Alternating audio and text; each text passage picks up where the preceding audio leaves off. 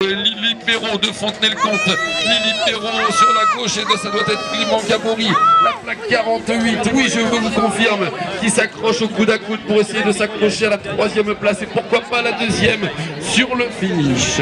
Race numéro 7, on a Lucas Lépine, le pilote de Nozay, et bien voilà, c'est lui qui a le mieux starté et qui arrive pour le moment en pole position à la sortie de cette deuxième ligne. Trégueux est là avec Loïs Jouvreau, mesdames et messieurs, en deuxième position, à la troisième place Enzo Tessier, quatrième position, regardez bien, on fait parler de la technicité avec Dylan Chapeau. Dylan Chapeau, je parlais de technicité, le tout passé a été efficace pour ce pilote de Nazel-Négron qui est revenu à une troisième place dans la troisième ligne grâce à ses jolis passages en tout péponne. La Fontenaisienne, mesdames et messieurs, est à la troisième place et nous fait des trajectoires où je peux te dire que si les pneus ne sont pas bien gonflés, la glissade est assurée. Mais les pneus étaient bien gonflés, elle est restée sur le vélo et elle prendra la troisième position juste devant Maël Pagès, qui est peut-être revenu sur Willy Bourdin.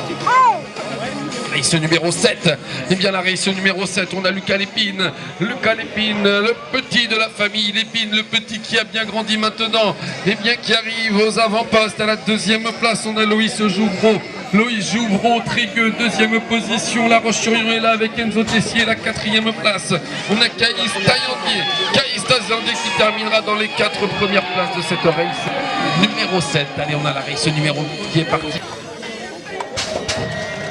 Race number 7, mesdames et messieurs, et oui, à ce qui paraît, les championnats du monde seront en 2022. Du moins, il y a des chances qu'il se passe à Nantes, à la Beaujoire, et oui, alors va falloir qu'on se mette à l'américain par ici. Et en première place, on va reparler surtout du club de Nozay. À Nozay, on parle quoi? Ouais, on parle toutes les langues à Nozay. Lucas Lépine, mesdames et messieurs, eh bien, vient de franchir ce deuxième virage à une première place avec derrière lui Loïs Jouvreau du club de Trégueux, la deuxième place, La Roche-sur-Yon également bien placé, Enzo Tessier, mais regardez peut-être le retour de Nozay. Oh là là là là, on a bien son couloir de la part du pilote de La Roche-sur-Yon avec en quatrième place Caïs Taillandier. On rigole avec les arbitres, mais ils ne seraient pas là, mesdames et messieurs, il n'y aurait pas tout ça. Race 404 du coup, et bien je le répète, c'est le quatrième quart de finale, le troisième est inversé, il sera couru juste après, il me semble ou pas, car eh bien, il y a d'autres pilotes qui se mettent derrière la grille du devant. Et bien c'est Michael Charrier, le pilote de La Roche-sur-Yon, qui a pris les clés, les choses en main, mesdames et messieurs, de ce quart de finale dans la catégorie des pupilles. Derrière lui, on a reconnu Loïs Jouvreau, qui est bien en deuxième position, les couleurs de Carquefou et Maxence Guéné. À la troisième place, il s'est fait le compte Horatio Chamard. Pour le moment, qui est bien parti. Est-ce que Jason Donnet va avoir la force de revenir dans les derniers mètres? Jason Donnet, eh bien, qui terminera à une 5e place. Et c'est bien Horatio Chamard. C'est Michael Charrier qui est venu, eh bien, dans le dernier virage, chercher sa qualification. Et malheureusement, Martin Verroux se verra, eh bien, place pour la finale B. Allez, on passe maintenant eh bien, à la deuxième demi-finale dans cette catégorie des pupilles. Lucas Charbonneau, mesdames et messieurs, Pimp My Bike est sur le vélo et il arrive en tête dans le deuxième virage. Oh là là, l'adhérence dans le deuxième virage était magnifique également de la part de Malou Chiron. Malou Chiron, deuxième position. Clément Lecomte, troisième place.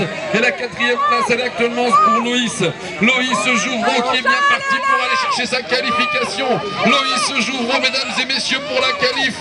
Ça y est, c'est fait. Allez, on passe à la... Et pour terminer, le club de Trégueux, Loïs Jouvreau. Finale pupille. J'ai Quentin. Are you ready?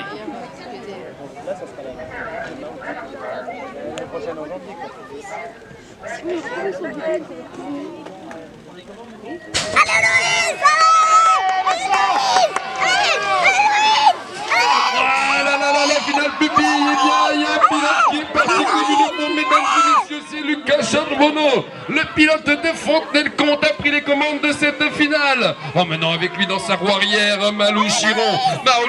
Le pilote chantais, mesdames et messieurs, pour le championnat départemental est bien parti.